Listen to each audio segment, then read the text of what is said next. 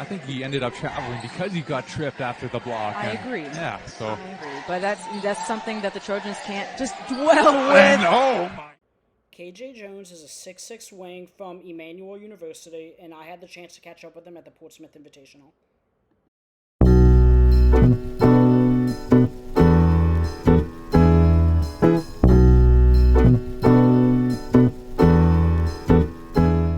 Not only did Jones win Division II National Player of the Year and lead the nation in scoring, but he was also a 3,000-point scorer for his career.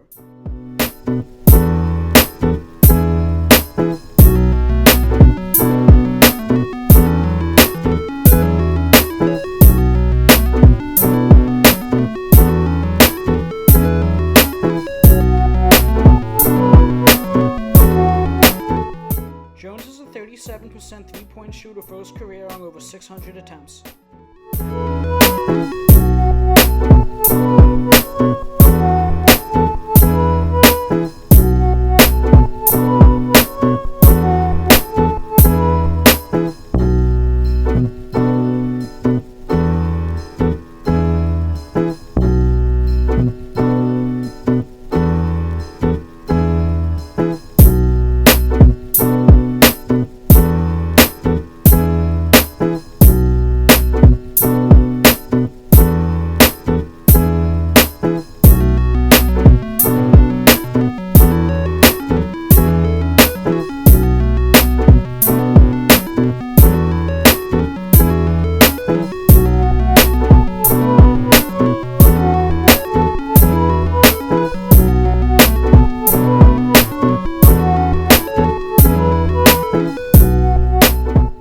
Jones is a fluid athlete and could use his ability to cut to the basket or his craftiness to get by defenders and get to the rim.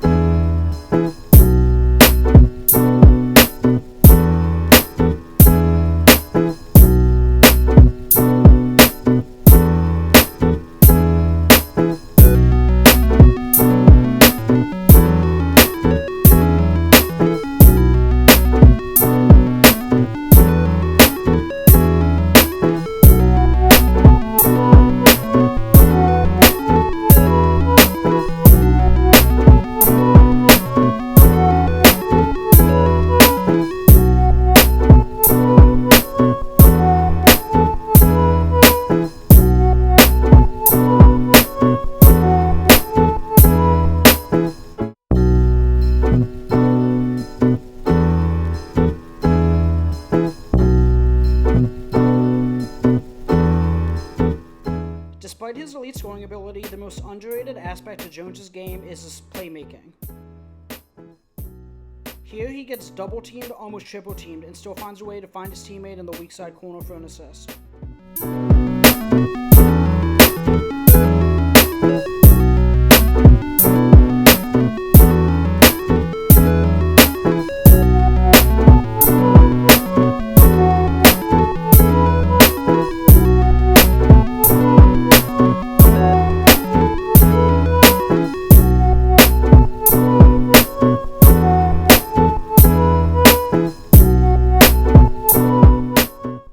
Play where Jones is about to take the attention of all 5 defenders and find his teammate cutting to the basket for an easy score.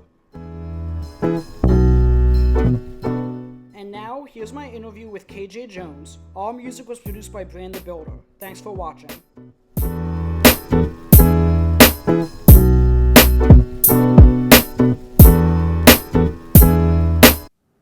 I am here on day 3 of the 70th annual Portsmouth Invitational. Obviously, you guys know me. My name is Stephen Bagel. I am here with KJ Jones from Emmanuel University. KJ, how are you doing today? I'm doing good. Thank you so much for having me. Yeah, thanks for coming on. Yeah, for so, sure. As I said, today is day 3. We know you're here to, pursue a dream. For sure.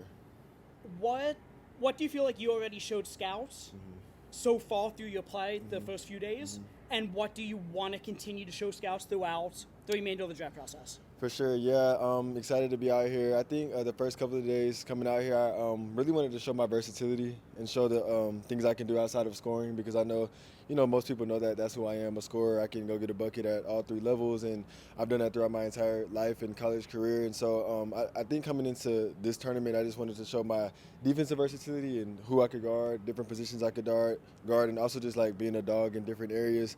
And I think the rest of the way, I also want to show a little bit more of my scoring and showing that I can also do that against these type of players, this type of competition, and just really showing the entire full package on both ends of the floor. Okay, so you mentioned your scoring. Mm-hmm. You led the Division II division in scoring last year. Yes, sir. What's that like? Being you also won, obviously, National Player of the Year at the Division II. What's it like getting that type of accolade and having that type of success at that level? Yeah, it's really special. It's just a testament to just hard work and dedication, my teammates and my coaches at my university. And I think, it's been difficult. It wasn't really easy to do that, leading the country in scoring, but just finding ways to impact the game on offense in different ways, whether that be getting to the free throw line and making a couple of threes, getting out in transition. Like that point total is a culmination of a lot of different ways to score the basketball. And so just trying to game plan each game. The way teams guarded me. Seeing a lot of different defensive coverages. I had to kind of get creative with how I scored the ball, and I was able to do that. And it's a really special accolade and something I don't take for granted. So another accolade that I forgot to mention, you have so many, it's tough to keep up. It was, I believe, the first ever the Trevor Hudgen Award. Yes, sir. And Trevor Hudgen was a hell of a Division II basketball player. You won that award, and that award basically goes to, from my understanding, the most accomplished 4-year career at a small school. Yes. So, obviously, you won National Player of the Year. And you were recognized for this past year. But what's it like, having your whole career getting an award based off of that type of success? Yeah, it's really special. I just think, especially in this day and time when, transferring is extremely popular, and I think just kind of watering the grass where I was, it's really special to see the fruits of that labor. Staying with the people who recruited me out of high school, having only one offer, and staying true to them and just their vision for me, I think it really paid off for me. So to be acknowledged for my entire career is extremely special, and to even be in the same conversation as somebody like Trevor Hudgens, the legend he is extremely special, and he's gone off to do really amazing things and is going to continue to do that. And he essentially was the example, and he, laid the foundation for people like myself to follow, and I'm just glad I could do that. So, segue into, you sort of answered this question already, but I was going to say with the Division I and Division II as well, transfer portal, how prevalent it is today. Did you ever consider going at the D1 level, or were you just always kind of committed to the school that you were committed to initially? Yeah, I would say that early on in my career, I knew I wanted to stay there because I felt like I could make it to the highest level from that level, and I knew it was going to come with sacrifice and different things, and it might be a longer path, but ultimately I felt that I was good enough and that I was going to work hard enough to make it from there. Obviously, with NIL coming into the picture, that kind of swayed things a little bit, allowed me to consider, different things. But at the end of the day, I kind of just determined that that's not the stuff that got me here in the first place, and I just wanted to stick to the things that had got me to that point. Okay. What's your major? Business administration with the pre-law intensive. Pre-law intensive. Yeah. I'm actually a prosecutor myself. Really? So Okay. that's cool. I plan to be a defense attorney. Okay, there we go. So maybe we'll see each other in court. So I think you answered the follow-up question. What would you be doing if it weren't for basketball? Yeah, I have an interest in going into law, but I also have an interest in coaching. I think at the collegiate level, I could also see myself going into a business and to like an NBA front office job. I can see myself doing that as well. I think with my degree, I can do a lot of different things, and I think I'm well-spoken and articulate enough to, do any of that stuff, even like be a broadcaster. There's a lot of things I feel like I could be good at. I think up front, though, probably either a lawyer or taking the coaching route. Okay. For sure. Awesome. That's a conversation we'll have to have for sure. off air. I got you. One last question. Okay. You're playing a game of basketball. It's just you. You have no teammates. Okay. Let's say you're at a park, whatever it is. A bunch of 10-year-olds approach you. Okay. How many 10-year-olds would it take to beat you in that game of basketball?